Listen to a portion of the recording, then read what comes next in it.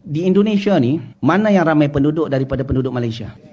Indonesia kan? Yakin? 100%? Okey. Bermakna kalau ditengok orang alim, para ulama, tokoh agama, mana yang ramai ustaz-ustaz di Indonesia daripada di Malaysia? Di Indonesia. Yes. Indonesia ni ustaz-ustaznya pun lagi ramai daripada Malaysia. PhD, doktor, profesor, banyak di Indonesia daripada Malaysia. Tapi alhamdulillah walaupun di sana tak berapa ramai ustaz-ustaz, tapi tak ada orang gila jadi ustaz di sana.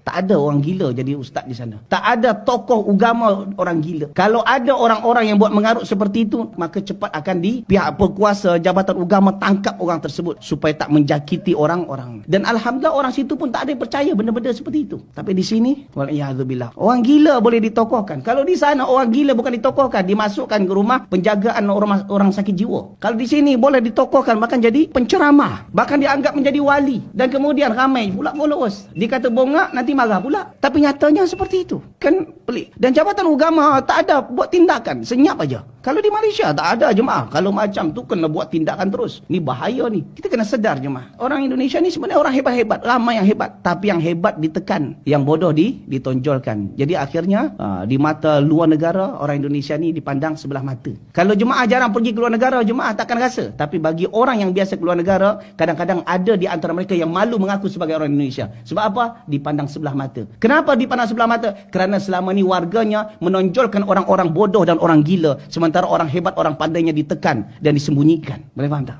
Itu perlu kita fikir jemaah. Allah Ta'ala alam besar. Ada